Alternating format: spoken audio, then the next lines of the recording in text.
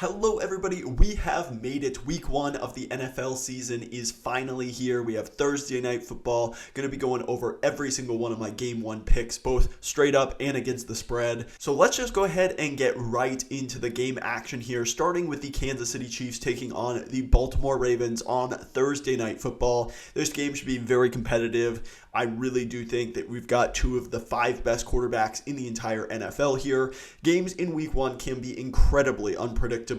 Teams could start off slow. Oftentimes there's a lot of defense, but I do have the Chiefs winning this one 27-24. I do think that ultimately the Chiefs are just a little bit better team. The Ravens lost Mike McDonald this past offseason, their defensive coordinator, who was excellent for them.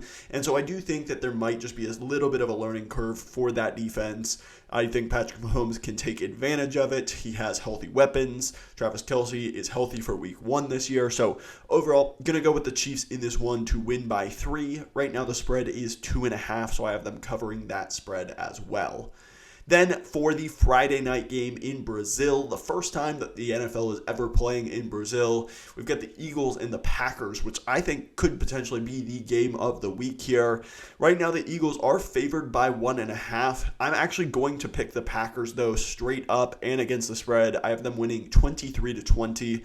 I'm really high on the Packers this year, had them going 12-5 in my season predictions, had them being, one of the top seeds in the NFC as well. So I have a ton of faith in Jordan Love. I think he's built some really good rapport with a lot of the young receivers and the talented pass catchers on his team. I do think that the Eagles are very talented as well, but ultimately, I have the Packers just taking this one by 3 points, potentially on a last-second field goal. Should be a lot of fun to watch on Friday. Next, we have the game with the biggest spread of the week. I will be in attendance of this game, so super excited. We've got the Bengals versus the Patriots. It's an 8.5-point spread. I do think the Bengals are favored for good reason. I think they're a far better team. Joe Burrow's healthy coming into the year for the first time, really since his rookie year, which is just so huge for this team. I have them winning 27-17. Bengals have gotten off to a slow start, but the Patriots are a really good opponent to kind of buck that trend. They have Jacoby Brissett starting. I don't have a lot of faith in this offensive line, in the pass catchers. I still think the defense will be a little stingy. I think that, having Gerard Mayo as the head coach is going to provide some stability there, but I think offensively, Patriots are going to really struggle, and I have the Bengals winning this one by 10. Then moving to a game that I have a major upset pick on. Some people that watched my season-long predictions may know I am incredibly high on the Cardinals offense this year. I really do like them, and I'm a little bit lower on the Bills. I think that Josh Allen is going to have to be a superhuman this year in order for the Bills to probably even make the playoffs with their roster. I did ultimately have the Bills finishing with a higher record, but I think in week 1, the Cardinals, with Kyler Murray back from injury, you've got Trey McBride, Marvin Harrison, Michael Wilson I'm a big fan of as well. I think the defense is well coached by Jonathan Gannon. I'm going to go with the upset pick here. They're 6.5-point underdogs. I'm picking them straight up as well. 26-23. I think it'll be a close game, very competitive. The Bills absolutely could win this game. Josh Allen puts you in every single game that he plays in, but I have the Cardinals as a sneaky upset pick here in week 1. Next, we have the Vikings versus the Giants. Both of these teams, I think, don't have super high expectations for this year. The Vikings obviously going to be starting Sam Darnold at quarterback, so that's a big-time question mark. But he has really good receivers, and Justin Jefferson, Jordan Addison, Hawkinson likely not going to be out there due to injury. But I do like the playmakers that the Vikings have. I think the offensive line is pretty solid. The defense is well coached by Flores. The Giants are kind of a big-time question mark. You lose Saquon Barkley, your best offensive player. You bring in Malik Neighbors. It's all going to really come down to how Daniel Jones plays. I'm not betting on that to happen. Going to go with the Vikings in a low-scoring game, 19-16. I do have them covering that 1.5-point spread and have the Vikings winning this one in a defensive battle. Then moving on to Caleb Williams' debut, where he's taken on the Tennessee Titans. Both of these teams have very exciting young quarterbacks that their organizations are rightfully excited about. I do think that the Bears are a pretty complete team. You got Caleb Williams, you got some good playmakers. The offensive line's okay. Defense is really well coached with Matt Eberflus. They finished the year very strongly. I think the Titans do have some question marks. A new head coach coming into the fray. Might take some time for them to get adjusted. I'm going to go with the Bears 24-18 and Caleb Williams picking up a win in his rookie debut. I have the Bears covering that 4.5-point spread as well as winning this game straight up. Next, we have the New Orleans Saints and the Carolina Panthers. This should be an interesting game for sure. Bryce Young trying to build a little bit of a redemption arc after a terrible rookie year. Dave Canales, the new head coach there.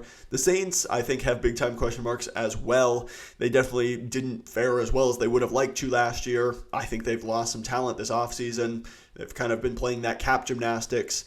I think that this could be a really fun divisional matchup. Neither team, I would say, has super high expectations, but I'm going to go with the Panthers in this one, 21-17. I have them covering that 4.5-point spread as they are underdogs. So another underdog pick here. Going to go with the Panthers. I think Bryce Young has a very solid day against a decent Saints defense. I don't think the Saints get too much going offensively, and the Panthers are able to win this one in a hard-fought divisional matchup in Week 1. Next, we have the Falcons versus the Steelers. Falcons, obviously, one of the teams that look to get some stability at the quarterback position this year, signing Kirk Cousins. Assuming that he is ready to go coming off that Achilles injury, I like a lot of the playmakers on this offense. You've got Bijan Robinson, Drake London, Kyle Pitts. You've got a good run-blocking offensive line. There's some talent on the defense, though it is raw. Raheem Morris, I think, is somebody that can come in and establish his culture relatively quickly. The Steelers, on the other hand, I would say are not very good offensively. There's big-time question marks with Russell Wilson and a lack of playmakers, but they've got a young offensive line. It might take a little bit of time to gel. That defense, though, is as good as ever. So it's going to be a low-scoring game, in my opinion. I have the Falcons winning this one 17-14. I have them covering the 2.5-point spread as the Falcons are favorites in this one. I think it should be a very good, competitive, low-scoring defensive game. I think this should be a very interesting game to watch. Next, we have the Dolphins versus the Jaguars. The Dolphins definitely have started hot the past couple of years, and I do think that that does continue here. I have them winning 28-23. For the Jaguars, I really like Trevor Lawrence. You've got some stars on the defensive side of the ball, but I think there is just something to be said for Mike McDaniel having so many months to prepare for your defense. McDaniel's one of the best play callers in the entire NFL. Tua operates that system very effectively. As long as everybody's healthy, Jalen Waddle is a little bit of a question mark, but I think as long as everybody's healthy, this Dolphins team will roll offensively, and hopefully they'll get some of their defensive stars, Jalen Phillips, Bradley Chubb, back here soon as well. But I'm going to go with the Dolphins 28-23 in this one. Have the Dolphins covering that 3.5-point spread as they are favorites in this one. Next up, we have the Texans versus the Colts in an AFC South divisional matchup here. I think that the Colts can definitely put up a tough fight in this one. I think most people are going to pick the Texans just due to how they finished the season. CJ Stroud, very hot down the stretch, looks like a top franchise quarterback. I think Anthony Richardson, with his running ability, he's still definitely very inconsistent, but that running game is going to be very, very good for the Colts. However, I am going to take the Texans. I have them winning 24-22. It's only a 1.5-point spread with the Texans as the favorites here, so it is a narrow margin, but I do have the Texans covering that spread and winning this game, though I do think the Colts will be dangerous, and this could be a very run-heavy, kind of offensive-based game, so it should be very interesting to watch in this AFC South matchup. Next, we move to the AFC West. It's the Chargers versus the Raiders. This is also going to be very interesting. Two coaches trying to establish their culture. Definitely, I think that Harbaugh has high expectations for coming in with Justin Herbert, even though there is some major holes on this team, including wide receivers. I think they want to establish their culture very early, and he's a proven winner. So there will be some people that expect him to kind of move into the NFL seamlessly and have a very easy transition there. Antonio Pierce also kind of wants to run a similar style of culture, run the ball, be aggressive.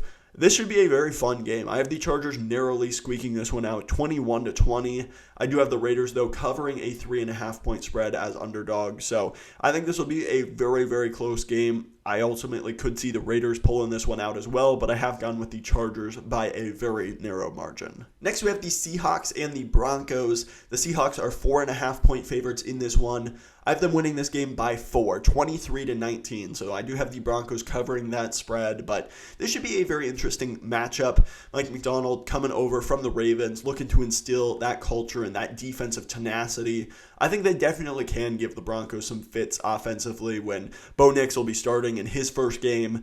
I think this could be a really competitive matchup, though. I think both teams are going to be trying new things offensively, and it could be a little bit of a sloppy game. I have the Seahawks winning this one narrowly, but I do think this is one that can certainly go either way just because there's a lot of newness for both of these teams. Another game that should be very competitive is the Cowboys and the Browns. The Cowboys are 1.5-point favorites. I ultimately think this comes down to the quarterback play for the Browns with Deshaun Watson. Last year, he was really quite poor and was outplayed by 40-year-old Joe Flacco. Meanwhile, Dak Prescott was one of the most cerebral, accurate passers last year and had ridiculous numbers. So I think that it could ultimately come down to the differences between quarterback play. The Cowboys will have to figure out what their defense looks like without Dan Quinn, and the Browns need to prove that they can get back to that top 3 defense that they were last year. I do have the Cowboys winning this one 26-20, covering that 1.5-point spread and winning this game, but I do think it should be competitive. The Browns will have to work without